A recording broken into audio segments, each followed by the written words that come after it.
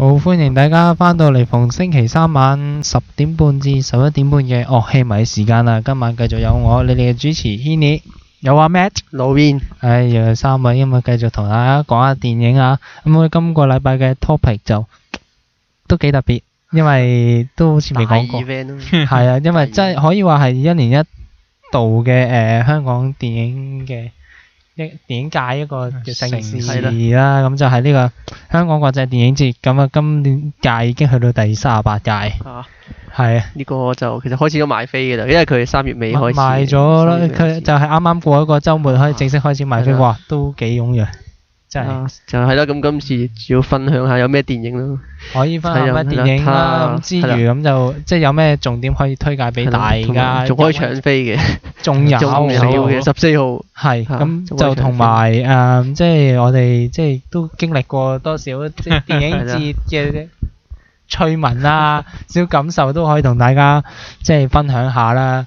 咁就即係今年嘅國際電影節咁就由3月24號開始啦。咁啊可以講下開兩套最熱門嘅先啦，因為佢電影節通常一開始嗰頁就首映嘅，係啊，首映嘅咁都係香港電影啦。咁先係啊，今屆最 hit 就香港仔同埋那夜凌晨我坐上紅係好長啊，直接叫紅 van 啊，因為紅 van 真係之前啊真係好出名嘅一套，即係阿向西村上春樹呢位高登巴打寫嘅一篇網絡小說。即係爆紅嘅嗰陣時係，咁就依家阿陳果導演咁就即係攞佢版權落嚟，即係拍成電影。呢個好似唔係向西村上春樹，另一個嘅。向西係向西，都係向西，都係高登啫。但係我係都係佢咩？向西唔知我唔係向西，係向西嘅，係向西嘅係。咁呢兩套電影就上網咧，1個鐘頭就冇晒飛。唔係啊，我半個鐘頭冇啊，我係咪窒到好勁啊嗰時個 server 直情扯晒，扯到行一行咁。呢兩套點睇啊？有咩預期呢兩套？即係阿陳果咁就即係由獨立電影開始，即係呢個香港製造，阿劉德華投資咗50萬啊，50萬，其實好低成本下嘅。咁就即係刀仔鋸大樹成功咁啊！即係除咗喺香港打出咗名堂，亦都叫打出咗喺國際影展。佢好似好耐冇拍啦嘛，都有一段好長時間。長片嚟講係好耐啦。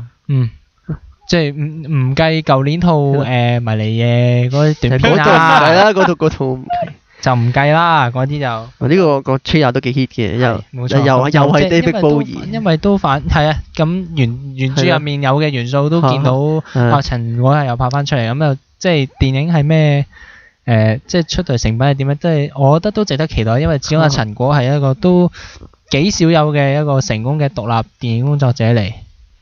其實我真係唔知個故事講乜，因為冇追開。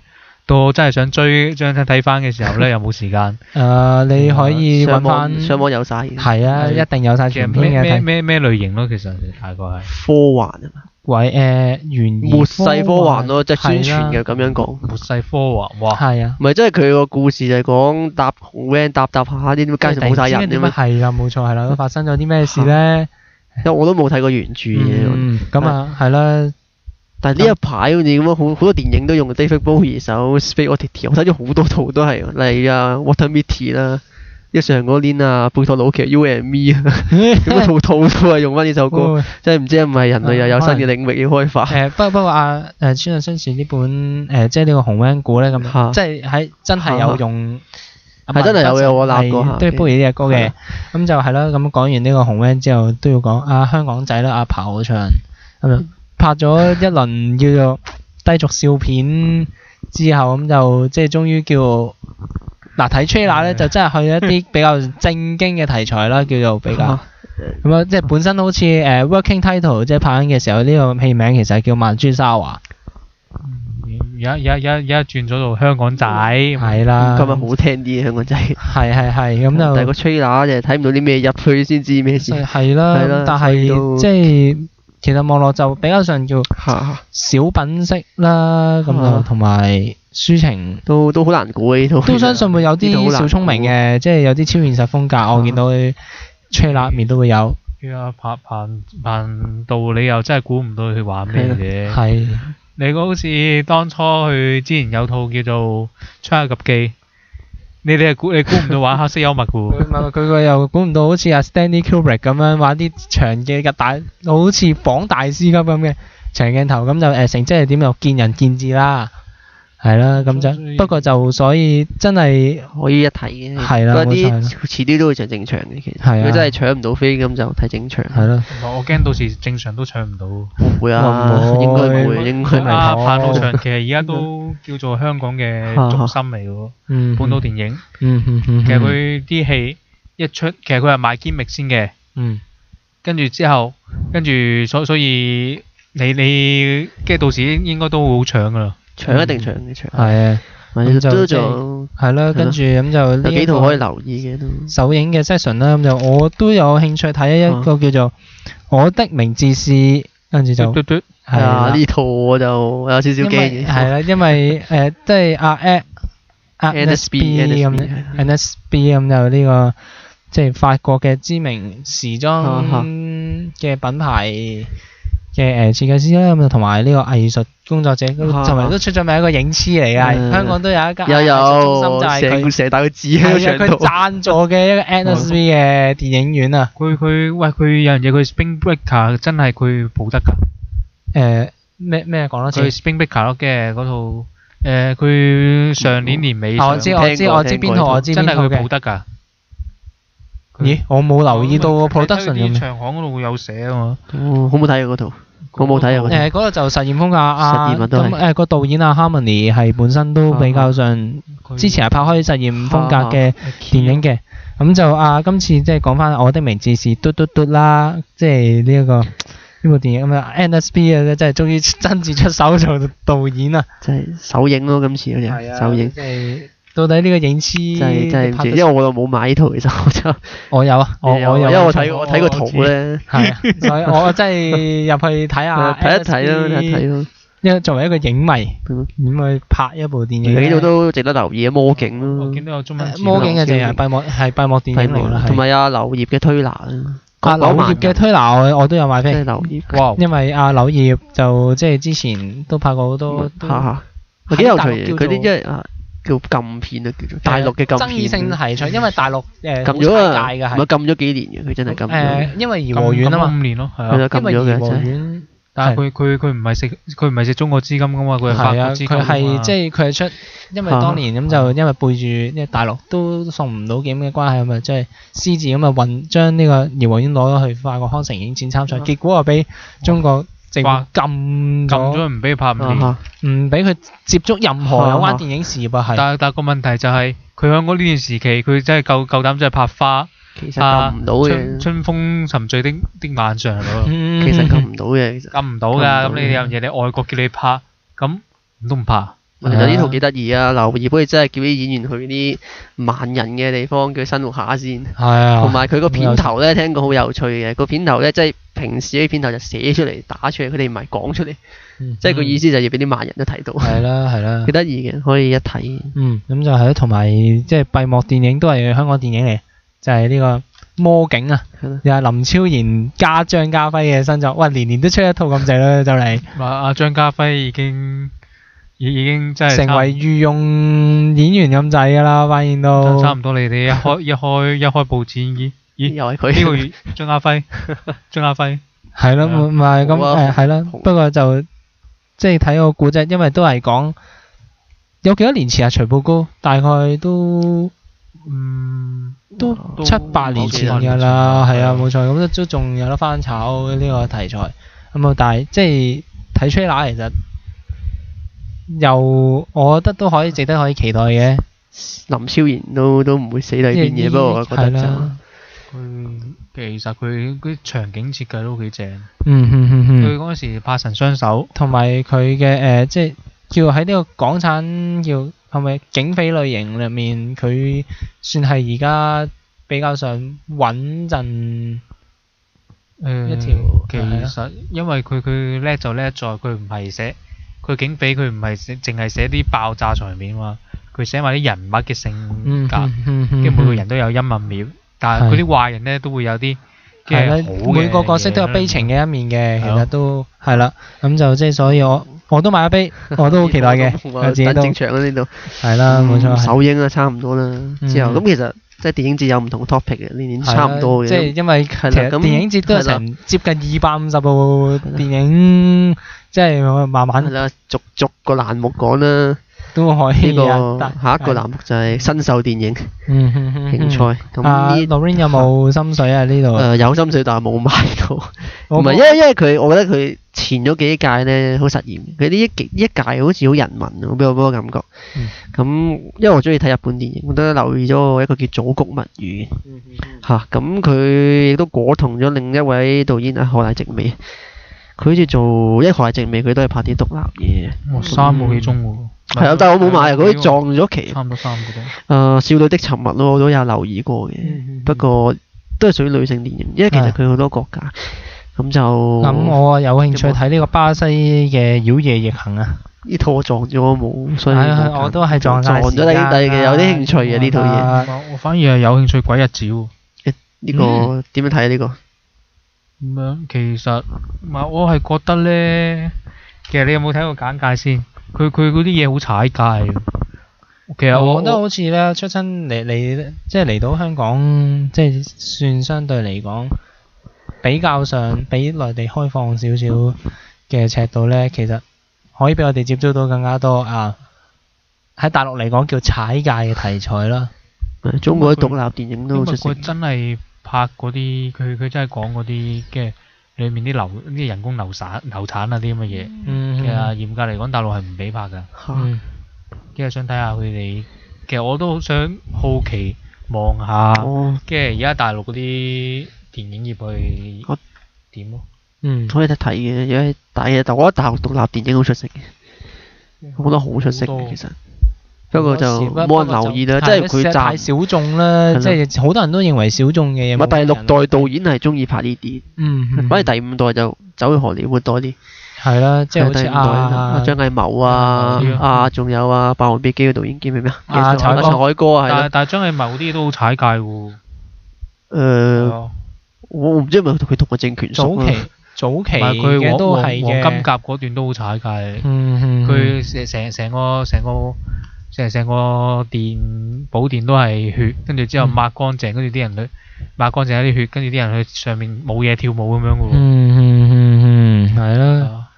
係啦，咁呢個都可以試下，因為呢啲就比較冷門嘅。係啦，咁就係啦，我哋今次嘅時間差唔多，咁啊講完呢個新秀電影競賽，咁就不如下一節講紀錄片競賽同埋其他 section 先啦。歡迎大家翻到嚟第2節樂器迷嘅時間啊！咁就啱啱講完呢個新秀電影競賽，即係香港國際電影節嘅 section 之後，咁啊講下紀錄片呢個 section 啦。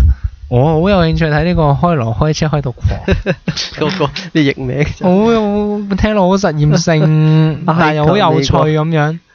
咁佢點都要吸引下啲客仔嘅，所以講啲咁嘅名。因為係啦，因為即係都知道埃及開羅呢，即係城市比較發達，但係佢大，即係好似話係冇咩交通燈，即係佢大，點解可以揾到一條定律行車嘅一條文化密碼定律？到底點樣嘅咧？咁我真係有興趣，其實係啊，之後好多啲古怪嘢，係紀錄片有套嘅。嗰陣時越古怪又播咯，睇到冇彩就真係要播呢啲一套牛百科，法國電影，即係啲法國人有時都玩啲實驗嘢。咁即係我讀佢嘅簡介咧，牛感嘆號。太初有牛咁樣，人與牛同在，即係其實佢講呢啲嘢，佢就話咩思考人與牛錯綜複雜的親密關係，見證牛的生死勝於殺戮。我呢套應該都係實驗嘢嚟嘅。我反而對呢套咩美麗大陸的暴力抗爭有興趣，話講個名好翹口。咁佢又講個非洲，跟住講啲反殖民嗰啲嘢嘅。佢因為非洲嗰陣時候咧，第2次世界大戰之後咧，其實俾人哋瓜分㗎，其實。跟住呢度係法國嘅，呢度係俄國嘅，咁樣瓜分。殖民咯，叫殖民。係啊，其實佢跟住佢間接係剝削咗非洲人啲利益。我想睇下佢跟住到今日啦，跟住佢哋現況咁樣。跟住現況係點其實？值得關注啊！值得關注下嘅就係咁啊，係啦，跟住就。佢呢一集嘅競賽咪有俾攞獎嘅，我都唔係知呢個其實。因為我好似冇咩印象點接頒個獎。應該有嘅，應該有，因為佢叫競賽。不過香港唔會頒。香港唔會佢唔會香港頒嘅。係啦，咁就下一個 session 又講話呢個影迷嘉年華都。哇！影迷嘉年華就 pop 啲嘅其實。係啊 ，pop 好多咁啊，即係第一話一掀入去第一套就係呢個啱啱。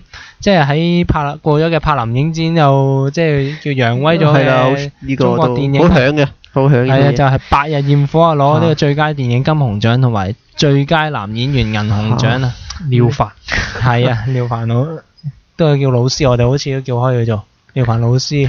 佢啲演技不嬲都，我覺得可圈可點，我自己都覺得。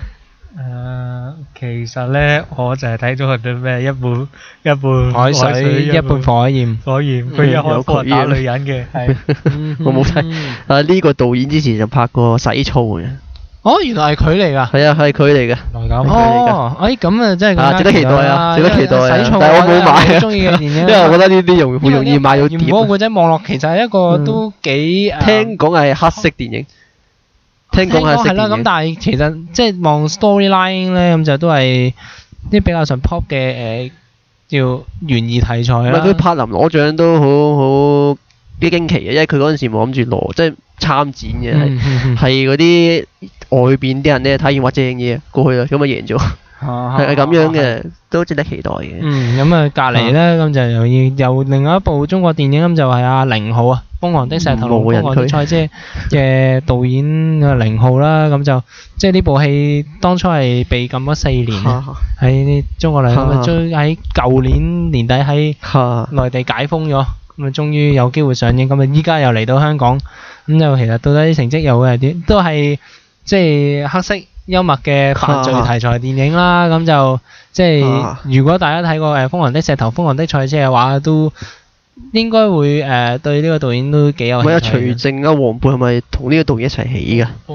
記錯係啦，佢嘅原班人馬係啦，原班。黃渤係即係阿寧浩捧起嘅係，即係叫做嗰班人一齊再拍咗新嘢啦，係啦班底。咁就仲有呢個我亦都買咗一個《愛在輻射邊緣》，法國嘅。呢套呢套好多人留意佢哋點解？我冇揀呢套。呢個核危機有關啦，即係喺即係呢兩個喺核電廠工作嘅男女，即係喺核危機底下嘅一個愛情故事。我即係有啲興趣，有多少末世預言嘅感覺。我聽落好似嗰個乜鬼講到痴戀。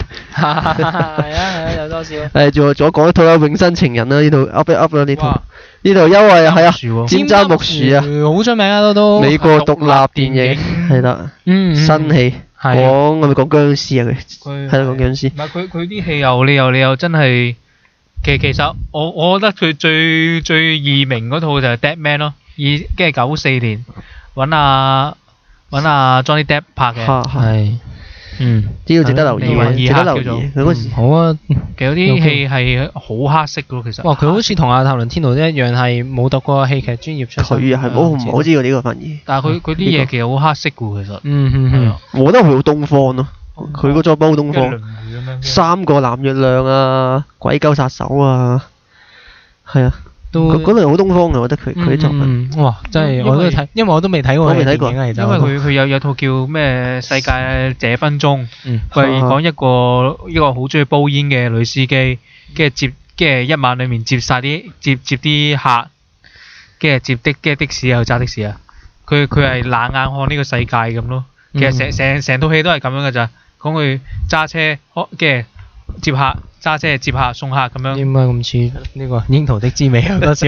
佢係拍呢啲嘅佢。係咯。下面呢個有一個重頭戲嚟嘅，但係咁就係呢個聖上人。冇錯，係 Nymphomaniac 㗎。應該最呢套。導演又都好出名 Lars von Trier 呢個丹麥導演就之前就拍過越笨越開心啦，跟住有Antichrist 呢個嘅失落伊甸園啦，跟住有人間九鎮啦，同埋天黑黑啊 Dancer in the Dark 呢啲，即係都幾踩挑戰人性道德底線嘅電影。咁啊，我相信呢部戲都係一樣。咁但係咧咁就一睇就知好挑戰。都係犀利啊！一吹啦，一講到明叫聖上人，咁啊一定係有好爆嘅嗰陣時，都宣傳得好爆。係啊，冇錯，係啊，咁就即係。仲有斬開上下兩集嚟做依家，咁就香港就上呢個上半部118分鐘，下半部114分鐘，即係大概2個唔係4個鐘，4個鐘。咁但係柏林影展好似上咗5個半鐘版嘅喎，係。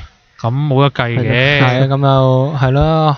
但係我點都會睇㗎啦呢套嘢，因為即係 Lars von Trier 係一個好值得留意嘅。大家要買就搶飛啦，呢啲係啊，真係啊，2個鐘爆咗。真係要直接飛到呢度啦，不如大師級啦，直接去到。係啦，大師級啦，睇下有咩大師啊今年。係啦，第一套又係就係蔡明亮啦，我哋之前講。係啦，蔡明亮嘅一套。西遊。係啦。係啦，咁啊之前咁就有咁啊西遊就係阿李康生演嘅一個僧侶，就喺今次喺法國呢個西方國家，喺西方叫得西遊咁啊喺西方國家度即係踱步啦，每一步都好慢。係好有善意咁樣嘅長鏡頭啦，之前好似講過蔡明亮嗰啲專題去講過以前。係啦，冇錯係啊，咁就即係咁，但係其實同一個即係啲李康生做僧侶，其實咁啊，仲有呢個叫行者啊，喺香港拍過行者喺香港拍過嘅。旺角嗰度添。係啊，冇錯係，即係我諗呢個好多人都唔知喺度做緊咩㗎啦，嚟到。我哋冇唔知啊嘛，會撞下佢。係啦，我都知未識佢，我哋嗰陣時。做咩大師？拍相㗎喎。係啊，佢嗰陣時佢都未拍。咁啊係啦，跟住仲有呢個行在水上同埋金剛經都係呢個系列嘅電影嚟。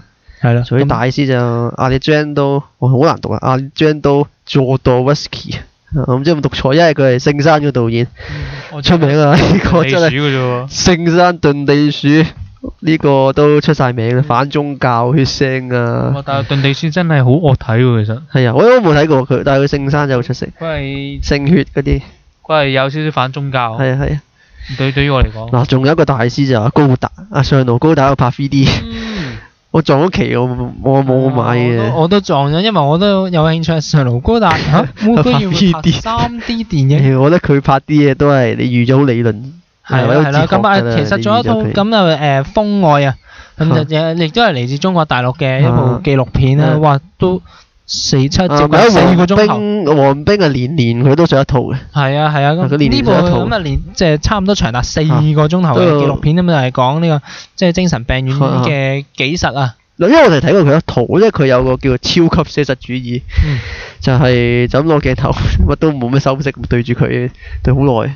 係。所以呢一種就真係唔係個個頂到嘅。後面超級寫實主義嘛，因為都仲見到有喎，然後後面咁就有山田洋次啦，有啲唔係佢有啲係修復咗嘅短國情事 Anna's Father 就係法國新浪潮女教母，同埋一個南斯拉夫嘅導演啦，我唔識讀呢個啫，艾米爾庫斯圖尼卡，呢個真值得提，呢個我睇過呢個。係啦，咁就仲有套高安兄弟喎。係啊，今次高安兄弟係咪居然冇離奇兩個字，又幾有趣喎？知音夢旅行 Inside Llewyn Davis 啊，咁就高安兄弟咁就唔拍犯罪題材啦，拍人物傳記又會係咩成績咧？咁就即係都值得留意下。Oscar Isaac 係啊，Oscar Isaac 啲係咪 Carey Mulligan 係咁啊都有佢啦。咁就甚至乎下一個 session 奇才阿居文都有，我都有買到飛。有好多導演嘅，即係嗰個叫咩阿斯加法克迪，就係嗰陣時伊朗適婚居嘅，即係攞獎嘅奧斯卡外語片。咁佢就有6套佢嘅作品啦。係啦，咁就有好多嘅。咁就當然。杜琪峰係咪？唔係之前唔係。杜峰。佢今次有邊個導演？嗰個叫乜鬼？嗰個實驗嘅日本嗰個，松本俊夫啊。即係佢係一個日本嘅實驗導演啦，小津安二郎啊，小津安二郎啊，又有小津安二郎，但係電影節發燒友佢即係呢個電影節聯會嗰度咧，一路都有，好似呢1-2個月都係有小津嘅專題。不過我覺得佢揀得唔係好好咯，揀4套。咁啊松本俊夫呢個。松本俊夫就哇嗱呢個咧，我真係唔明點解佢唔揀最出名嗰啲。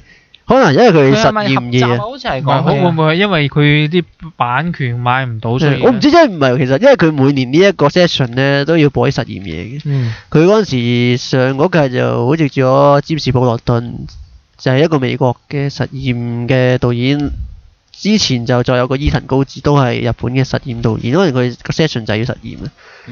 咁好多都好多有捷克嘅嘢啦，我哋有菲律賓嘅嘢啦，菲律賓我覺得值得留意。菲律賓佢呢個撞鬼新聞台都買咩？呢個國家又好怪，其實佢係好多其實佢好多限制嗰啲，因為其實大家都知菲律賓其實係點嘅國家啦，軍人治國，係，所以好多嘢佢係唔掂得嘅。其實我係上年啦，講翻上年，我睇咗佢一套叫做《性愛欲森林》啦。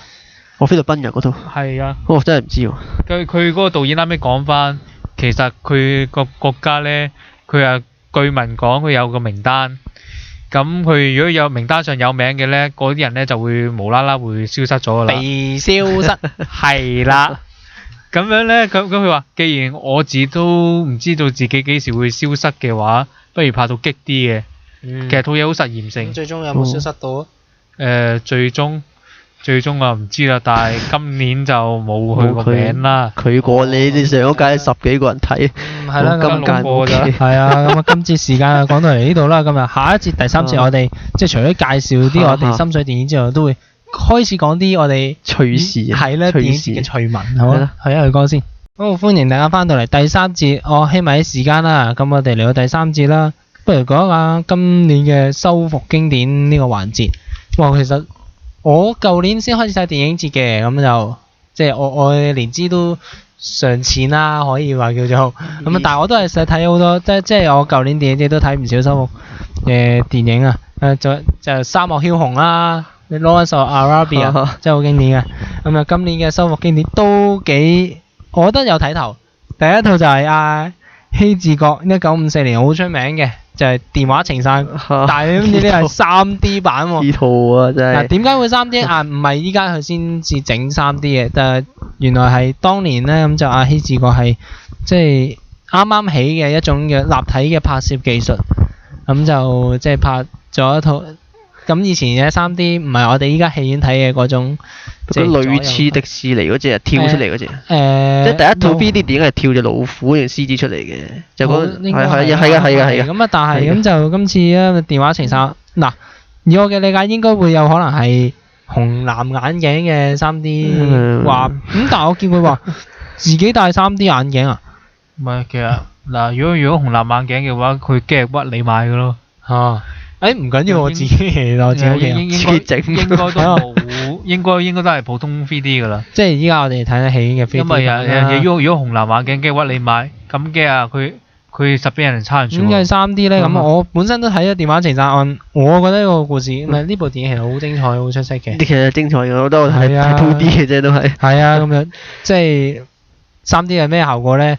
其實我仲未買飛，係啊，都可以值得留意下嘅。咁啊，同埋呢個詹士甸嘅《阿飛正傳》，哇 Rebel Without a Cause 啊，哇！呢個我嗰陣時都係3-4年前喺學校圖書館借嚟睇喎，好出色。咁啊，呢個詹士甸即係以前即係喺50年代即係曾經好紅啊！嗰陣時係佢靚仔又有型咁樣，係啊！可惜佢呢一生人咧得24年嘅，得24年人生，同埋得應該唔超過5部電影，3部只有3部電影，《當務之兒》啦，《阿飛正傳》同埋呢個巨人係啊，就係3部電影咁就係啦，跟住就即係撞車咁就與世長辭啦，咁就即係有機會能夠喺戲院度睇翻喺大銀幕上面睇翻詹士甸呢個即係一代紅星嘅風采，我覺得都要感受下。我係覺得嗱，如果大家中意睇王家衛嘅《阿飛正傳》或者中意哥哥嘅話咧，都唔該入場睇下《阿飛正傳》詹士甸。咁就係啦，都有多少跟嘅，因為佢有多少即係向致敬啦，可以話致敬嘅。唔係話差，我驚佢話佢係好多嘢都係。跟住嗰啲叛逆啊，嗰啲反叛嗰啲，其實都有少少取經。係啦，即係值得留意。咁啊，同埋呢個《夜之片輪》羅賓好似話我買咗，因為我純粹中意日本電影。呢個導演我都冇睇過嘅，其實。但係佢的確有啲好出名嘅導演啊，維康斯蒂啊，羅瑟尼尼啊。係啊，咁奧素里尼嘅《核彈沙漠》都有買飛。係啦，即係我反而買咗個《黑暗魔爪》，就係菲律賓嘅經典作品。我真係唔知菲律賓咩經典作品。好多菲律賓電影嘅話都真係都值得睇下咯。佢話經典啊嘛，咪睇下咯。國際電影節啊嘛，咁就真係要有啲國際視野嘅，咁就係啦。咁就不如即係嚟到呢度啦，不如我哋嗱，我就係因為我頭先講咗啦，就係舊年先開始即係有睇電影節嘅習慣。我都算係一個新手咁就，你哋就應該兩位就係一個比較上老手嚟嘅。你睇下幾屆？我07年開始睇。好似唔知34定35啊，好似今日即係我唔係好記得34定35，唔知38今次。38。今屆係38。今日38係咯，佢都即係其實呢個地方有好多奇怪嘅事嘅，因為我嗰陣時最初睇咧，原來要拍手掌嘅。因為你平時嗰陣時睇戲你唔會拍。嗱，平時睇我哋睇戲咧，散場嘅時候。走嘅走，坐嘅坐，咁但係即係無論咩情況之下，我都係唔會見得到觀眾係拍手。部戲就算幾好睇都係冇反應嘅，一係就交頭接耳嘅知音啦。係咯，即係第一印象就拍手，因為嗰陣其實我覺得我對而家睇咁多屆，我都覺得我睇嘅第一屆最正。係。有邊度先？碌地魔。四時之樂人楊樹梅。人楊樹梅係嗰屆㗎。然後仲有殺小丑女嗰屆啦。仲有好多就 Jazz and Rose 啦。哇！嗰屆真係睇到。同一屆啊。佢嗰屆，咦？都幾多正嘢喎！B 級片10分 B。一套。哇！好多。我第一場我睇碌地魔，我第一場即刻拍手，我全場拍晒，因為嗰場冇咩人嘅。哇！嗰屆其實我唔記得，我應該係10年嘅。嗱，嗰屆有好多趣聞。你有咩趣聞？分享下不如。唔係我試過有一次就一個禮拜日嚟嘅，就買4套戲啦，好搞笑嘅嗱。朝頭早嗰套咧就係文化中心，跟住之後第二套咧就大會堂。跟住之後咧，嗰兩套咧就去翻朗豪坊。係啊。我想問咧，散場同埋下一場開場中間隔咗幾9個字到咯，大概。哇！大佬真係趕死人。跟住我以為自己係麥迪文，我真係好驚喎，其實我真係成日都睇，因為我係望住 schedule mark 戲嘅，依家都係。哇！點搞啊？半個鐘頭內由尖沙咀衝過去旺角。我嗰陣時已經當咗自己麥定文喺度拍緊叛諜追擊㗎啦。真係。其實同大學 F 係一樣嘅。但係嗰幾套其實我因為有套咧叫做有套講打仗二戰世界大戰嗰陣時候講同性戀嘅。但係跟住講個男主角就唔係同性戀，佢係中意個女仔救佢，就要扮同性戀同個軍官一齊。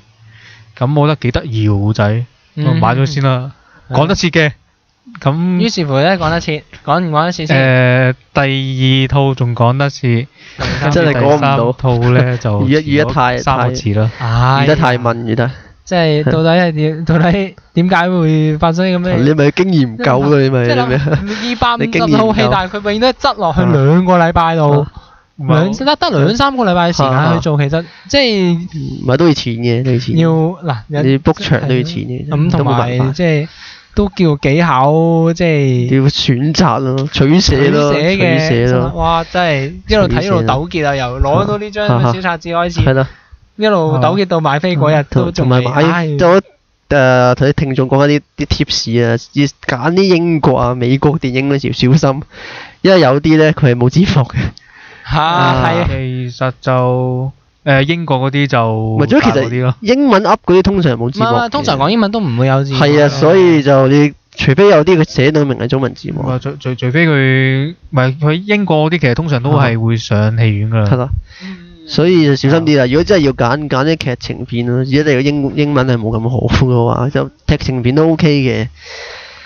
你哋有咩古怪嘢？其實對於我嚟講，其實電影節梗係睇啲你真係你今次錯過咗 miss 咗，你就好難再睇翻，跟住揀呢啲㗎啦。因為我睇嗰啲都好難悶，因為我有儲飛嘅，咁有時老咗，講古仔攞戲飛出嚟揾翻碟咯。呢啲嘢唔甩色都係真係揾唔翻碟嘅。係啊。唔係我自己都自己霸住咪，自己都試過。記得我嗰時睇《殺戮小手》。突然之間，佢一開始佢今日未入場嗰時，佢同大家講，冇事，個導演呢就講唔切機，咁一陣間呢個導演嘅座談會呢就取消咗㗎啦。跟住咁啊，我心諗導演鬼佬嚟嘅，算啦，由佢啦。跟住之後隔多冇2個字話，對唔住，條片呢送唔到過嚟，我哋會換第二套戲，叫做是夫也是子，咁樣唔知大家睇唔睇？如果唔想睇嘅話，可以去票房換翻錢咁樣。咁都得嘅咩？係啊，搞錯啊！我試過啦，但係唔係國際電影節，係之後嗰啲土耳其啊、法國電影節，但係佢就唔係換戲啦，就播 DVD。哇！起格，真係好過分喎！真係睇住佢選 extra 啊，就 set up 啊嗰啲嘢俾佢喺度揀，睇住佢啊，真係起格你。之後我俾咩反應佢，因為全場都笑緊咯，唔知笑定喊喎。好奇怪啊！因為如果有一次睇香港獨立嘅電影咧，嗰陣時前嗰2屆在浮城都過唱首歌。咁你知香港嘅即係個年青嗰輩都好多政治嘅活動啦。咁睇完咁因為嗰套嘢佢係講一啲獨立歌手啊，即係 My Little Pancake 啊 Billy， 咁佢哋點樣玩音樂啊，或者想表達啲咩咧？咁完場之後咧，有個人就企起身攞住沓傳單話：我哋而家要反邊個政府邊個政府官員，我而家手上有沓傳單，然後好大聲咁樣講嘅，佢其實全場都哀咗嘅。我睇完戲你做乜嘢好宣傳？咁之後，因為佢每場電影節通常有個主持人，咁佢有中英翻譯嘅。咁你知一個場有啲鬼佬噶嘛？咁其實主持人翻譯咧就好就住嘅，即係話而家呢個人咧有啲嘢想派宣傳啊嚇，邊個想即係知道發生咩事出去，佢就派俾你。因為其實嗰個人咧就真係好想即場派嘅，係好誇張嘅。所以我唔知呢一屆，呢一屆都有一套係講香港嘅年青嘅政治活動啦，就係美救青。黃修平係啊，唔係法國嘅，係啊，就主角係黃之鋒嘅。唔知會唔會又係咁？係啦，唔知有冇機會。不過呢啲應該上1場定2場，應該都直接出碟。不過就係啦，咁就係喎。頭先你講殺戮小丑，好似聽過殺戮小丑喎。今屆都有真係喎。就係進擊係啦，舞女。佢呢個 session 叫午夜場，頭先冇講係專訪嗰啲溝啲嘅恐怖啲。咁佢呢一屆就進擊的舞女應該係，因為佢午夜場得4套，咁我覺得呢套最吸引。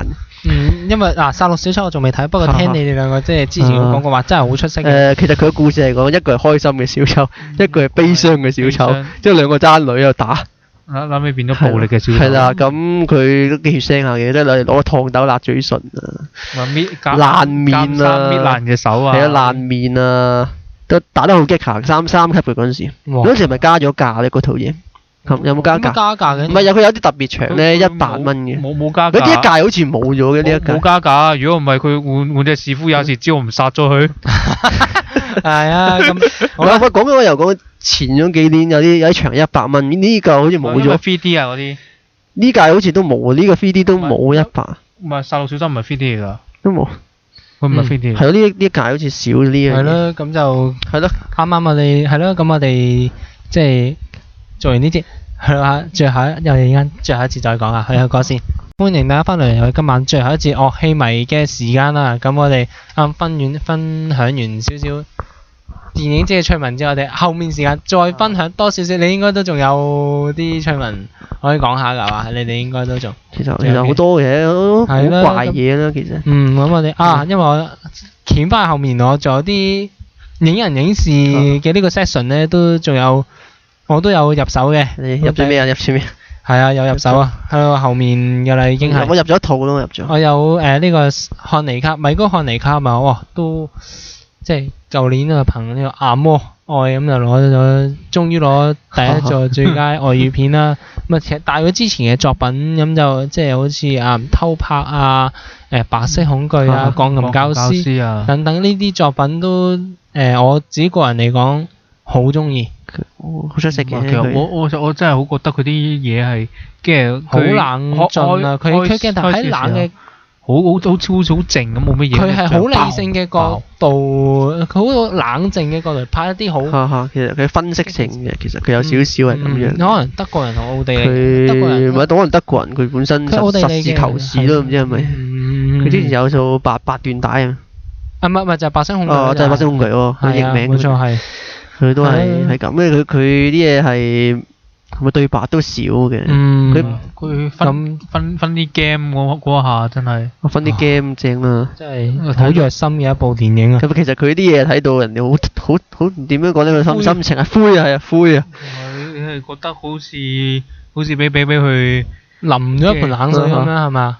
唔係俾佢折磨緊咁樣。係啊，佢個人教師其實即係呢部紀錄片啊，《神父奇嘅漢尼卡》咁就即係都可以話應該係解構啊漢尼卡電影入面即係一啲細節啦。咁我都有興趣。咁啊隔離咧都另外一個好出名嘅即係導演啊，貝托魯奇哇呢個都拍唔少經典作品啊。最出名一定係末代皇帝溥儀啦，情人都出名。冇錯，杜美人啦，即係杜美人啦。我未睇 Still Beauty 啊。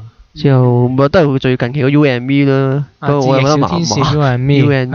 咁就仲有一套好出名就《戲夢巴黎》。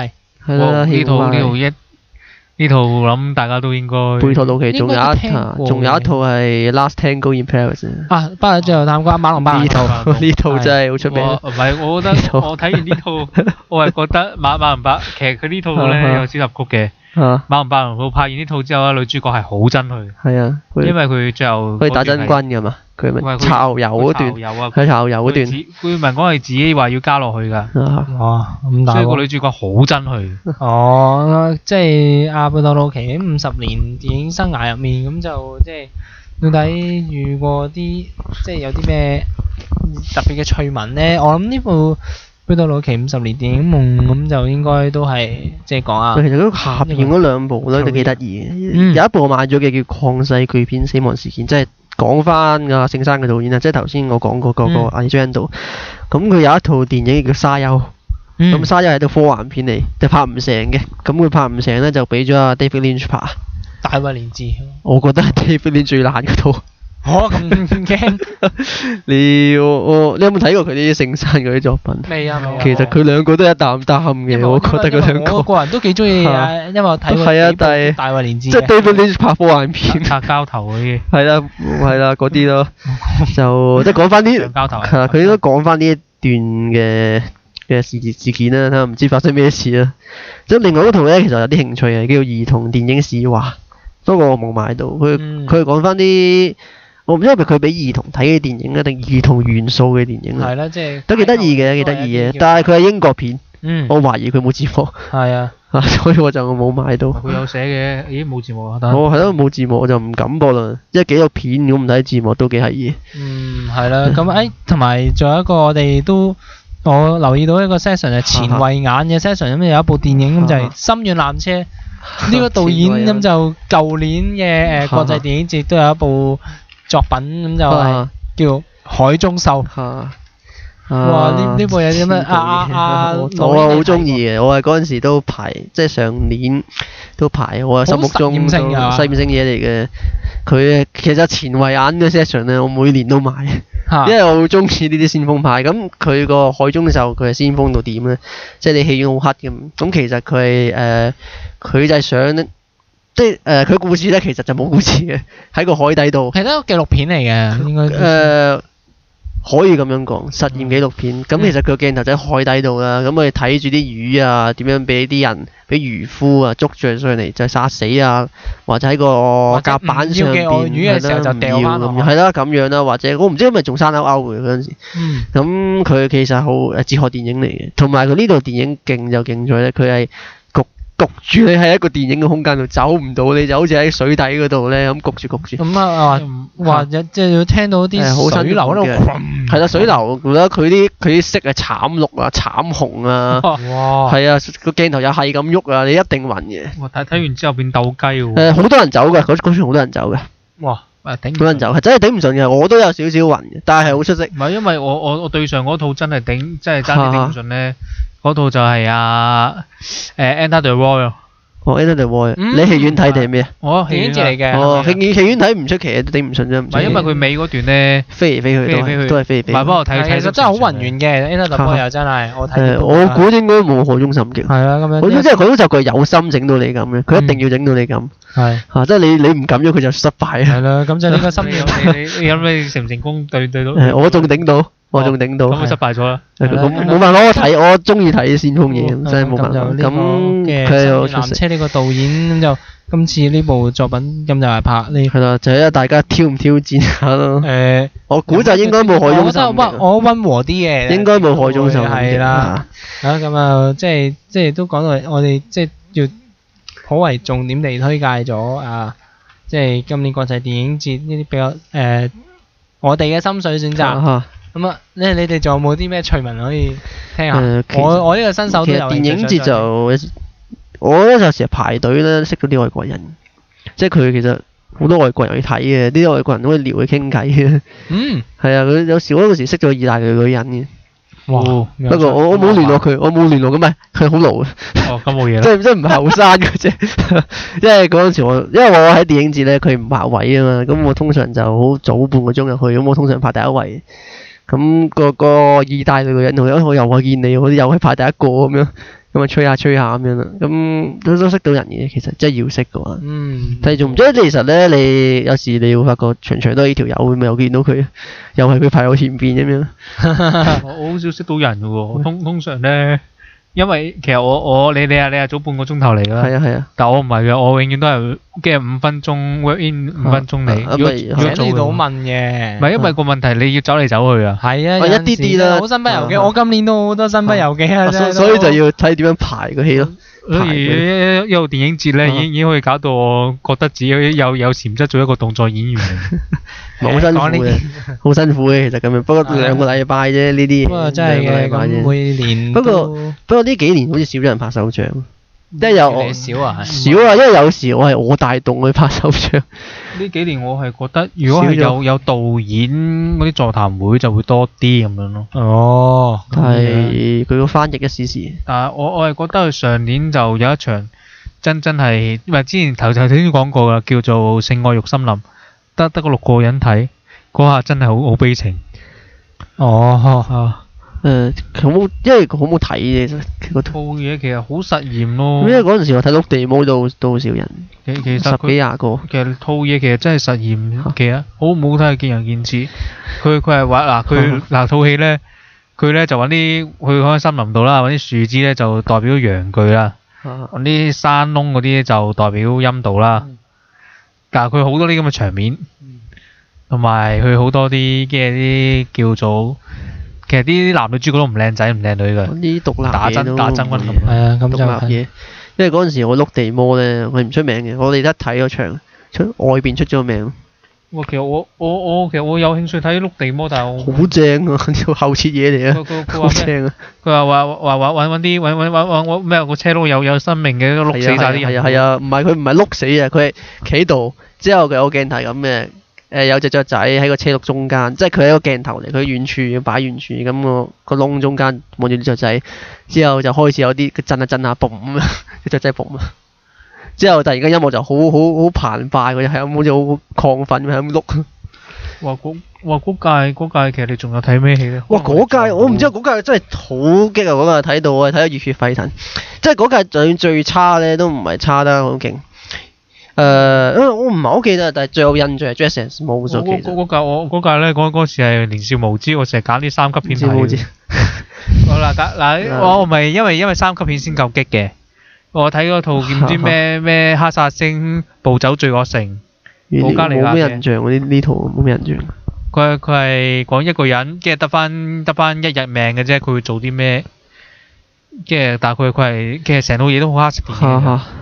咁保加利亞梗係㗎啦。其實保加利即係嗰一頭巴爾幹半島到而家嗰一頭都好多血腥嘢，即係呢屆都有佢有個暴力小姐。係巴爾幹半島。小姐巴爾幹半島血腥新浪潮。但係今屆其實已經冇，其實我哋講嗰屆咧，其實真係好多奇片㗎喎。係啊，好多屆，其實好多屆。呢屆真係好多人民咯，其實呢一屆。同埋巴比殺手喎。呢度我冇睇，我呢度反而冇睇呢度。但係其實呢一屆我就咁睇個驚喜，的確係少啲。有時覺得好奇怪，例如蔡明亮嘅西遊啊。唔係，我係覺得越嚟越好似冇晒呢種咁嘅，即係唔夠多樣化。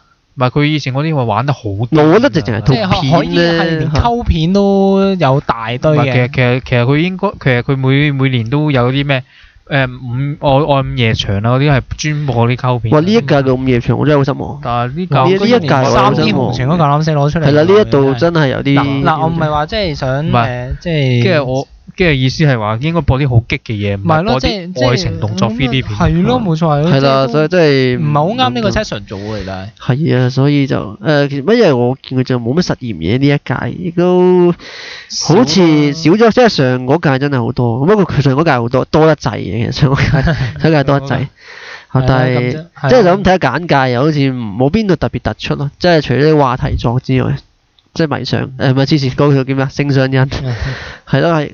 好似冇咩話特別突出，因為嗰陣時就算睇簡介，覺得呢套應該正啊。同埋上嗰屆就白雪公主啦，後現代激情片。冇錯，呢套都係好出色啊。係咯，咁啊講到嚟呢一度啦，咁啊今集嘅時間嚟到呢度啦，咁啊其實我哋都介紹咗都幾部略略咁介紹咗啦。咁啊其實即係都希望各位戲迷有興趣，即係想掂唔同國家，即係想擴闊下自己睇電影嘅視野嘅話，其實。即係呢個香港國際電影節，我覺得其實到依家嘅話，都係一個都幾唔錯嘅選擇。14號啦，叫係入門啦嘅，即係係啦。14號買飛啦，都係。14號。依家都仲有嘅，即係好多節目都如果 hit 少少嗰啲就冇啦爆手神啦，我覺得係啊，係啦，咁就係咯，咁就希望都各位聽眾有興趣留意一下呢個一人一度嘅香港電影界盛事之一。好啦，咁就今集嘅時間嚟到呢度啦，係咪？希望好各位觀眾晚安，好，拜拜。